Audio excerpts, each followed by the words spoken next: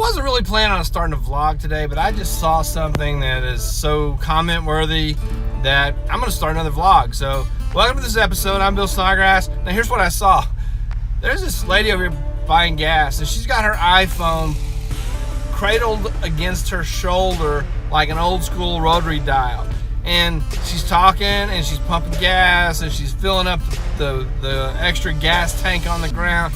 I mean, this lady's like a pro. And she's all like in there, no earbuds, just like the phone pressed up against this thing, which I cannot do. And so that was pretty impressive. I almost shot some video of her, but I thought, you know, well, this town's not that big. And so whoever you are in a nice pickup truck, buying gas and filling up gas cans the whole time, wow, that was amazing. I just went around the gas station and pulled out on the road. Yep, she's still on the phone. Still got that phone down here doing this thing, and wow. So, all right, I'm gonna break out of the nonsense from the gas station, and I wanna address something that came up in the No Small Creator Facebook group. Question about tips for vlogging. I don't feel like I'm the world's expert on this, but I'm up to like episode 135 or something like that, so I've made a lot of mistakes, and one of the things I claim you know, as a mantle of experience is the mistakes I've made and things I've learned from them. So here we go. A couple of things. I'm gonna show you this first thing.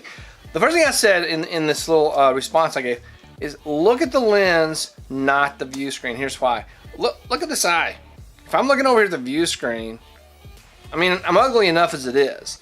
So once I usually get my camera set up, before I hit the start button, I usually flip my flip out screen so that I can't be distracted by it. And on my iPhone, when I'm shooting on the iPhone, if I'm using the FaceTime camera, I got a little index card. This isn't it, but I put a hole in it. It hangs over there. So that's my first tip. That's just like a little technical thing. Look at the lens, not at the viewfinder, unless that's Facebook. The second tip, I want to talk. I'm not following the order of my Facebook reply. If you're from No Small Creator and you're trying to, second tip is audio. Peter McKinnon one time said, I made a whole video about audio, but Peter McKinnon one time said that people will put up with bad video longer than they'll put up with bad audio. And as I have increased my time in front of YouTube videos, I think he's right. Bad audio is a killer, and everybody will sometimes pick up that wind noise when you're trying to get that shot, or something will happen sometimes. But consistently try to make sure you're on top of your audio, and most of the time that's going to mean a directional mic, called also a shotgun mic. Put one of those furry windscreens on it if you're outside, even if it doesn't seem that windy.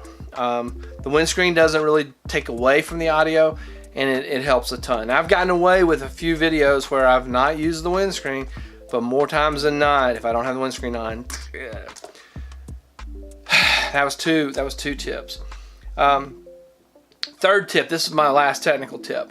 The last technical tip is take 45 seconds or 47 seconds and look at your camera settings before you hit the record button, especially if you're switching your settings. You know, if you're going from slow motion B-roll to talking to slow motion B-roll to talking to slow motion, make sure that you have it set the way you want it to be set. Do you have your shutter speed where you want it? Do you have your frame rate picked? Is it in the right place? Hey, is that microphone turned on? Make sure you're setting. So that's it, technical. Now, the rest of these things, mostly I'm going to repeat what other people have said. This is the things, and if you look at my channel, the success on my channel, you have to say, well, you know, why is this guy even talking? So I'm talking because I've watched a lot of very successful people talk about the same thing. So I'm sharing with you, just this save you a lot of time watching videos. One of the things you have to, it's set I believe everybody's going to agree to this. You got to be you, or you're an actor and you're going to play the part of a character the whole video, and that character has to be. Now, most of us are probably not actors. So our best bet is going to be us. And then the extension from that is going to lead right into your content. What is it that is important enough to you that you can do it? What can you do over and over and over again for a long period of time? So be you and do you. Those are two very, very important points. Now, you need to bump that energy level up when you're on camera, because pixels don't pick up the energy level as well as when you're in the room with someone. So you need to inject the video with your feelings and your emotion. And if you're not sure about where the limit on the energy level is, just watch some of Cody Wanner's videos and see, because he pushes it way up there. His videos are so energetic. Most of us probably watch the vast majority of his video, which is a really good thing, because watch time is important. So be you, do you, but do it with energy. Do it with enthusiasm. Do it, sell it, sell it, sell it. Next tip, on a video by video basis. You need to have something going when you set out. Now, that doesn't mean you don't see the lady at the gas station who's doing that thing. She's like, the whole time she's pumping gas, I just kicked the camera.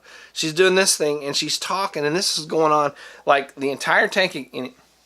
Sometimes you see that and you just want to jump on that and make a video about it, or include it in your video. Or maybe you get a package and you didn't know you were getting it, or someone mail time. A lot of big YouTubers will have mail time and they don't know what's coming, but they know they were going to do mail time when they started the video. So having something in mind when you start, it will help you to know. Someone said in the tips and suggestions, said if you know what you're doing, you won't shoot a lot of stuff that you don't use. So Stephen Covey's 7 Habits of Highly Successful People, one of the things that I just subscribe to is beginning with the end in mind. Couple more points. I want to talk about B-roll. A lot of us have seen the really large channels who are masterful with B-roll, and sometimes we will want to try to do that same thing. And here's what feels right to me about my use of B-roll, which, as far as I know, there's none yet in this video.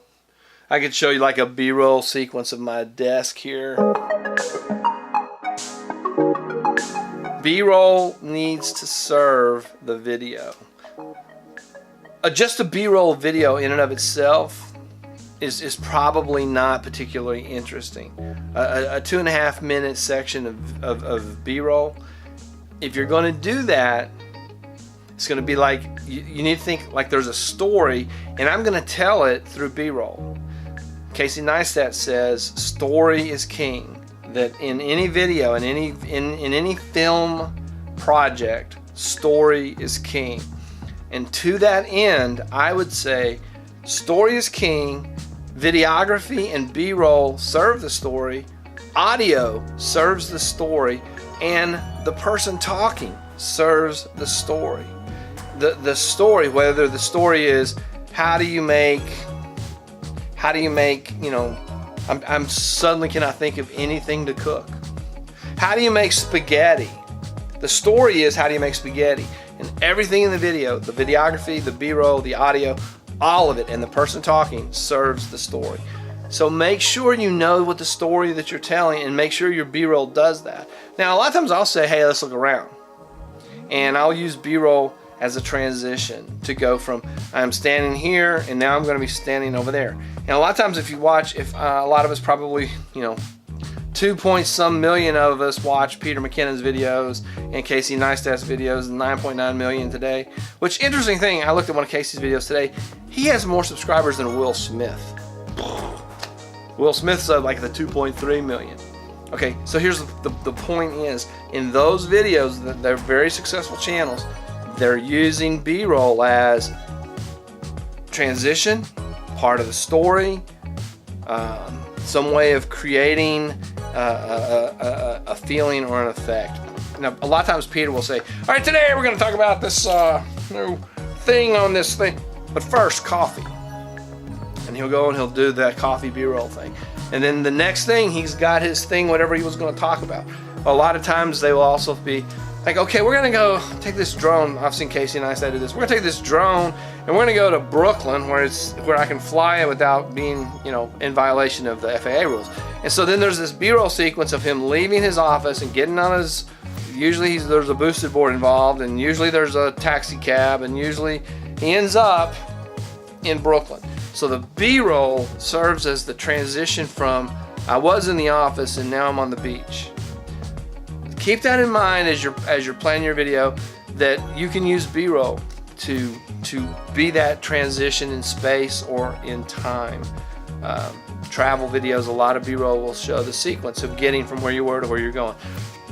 Don't become obsessed with B-roll. Now, about B-roll, one of the things I said in the little post I made was, you never have enough and you always have too much. And it's a paradox for me.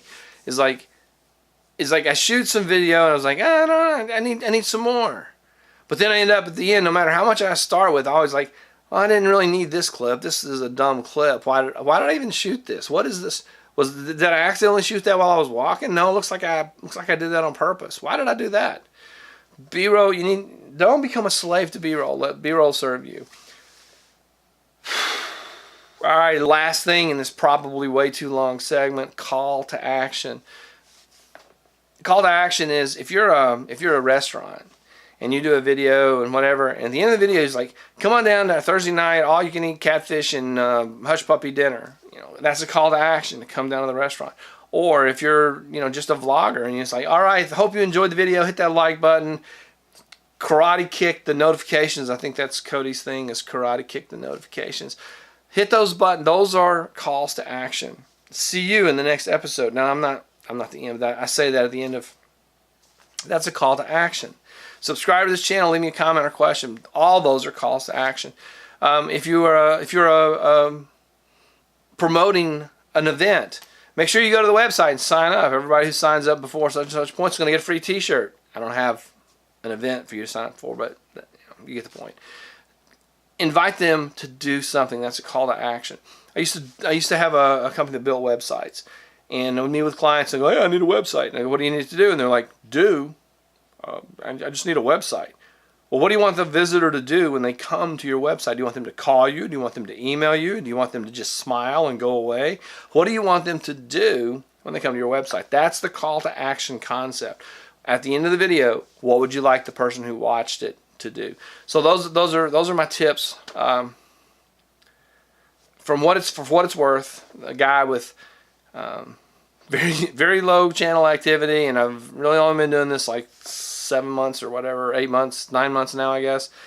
I'm by no means consider myself an expert, but I do consider myself a student of what other successful people have done, and I do consider myself able to repeat what other people have said. And so that's what this was about. That's what I've said here. I've tried these things, and to whatever degree that you think I'm successful, I'm doing them. I hope I turn the mic on, because that would be really crazy to have recorded this whole thing with.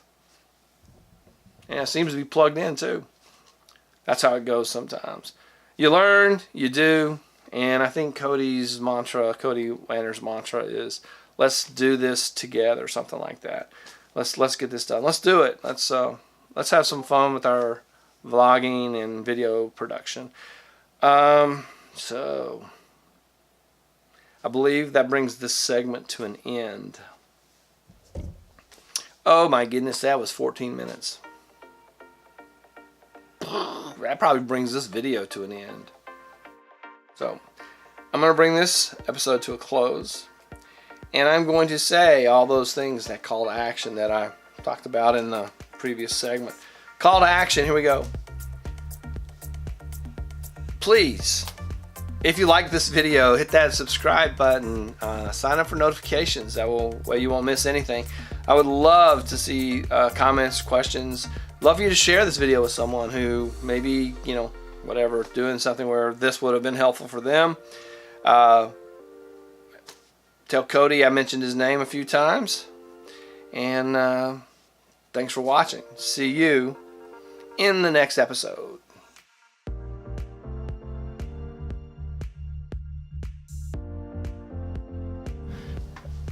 All right, quick, fast. I'm gonna try to do this really quick. My lighting setup when I'm shooting in my office space. My lighting setup is pretty kind of like low key budget. So here we go. This is let's try to see how to get this good angle.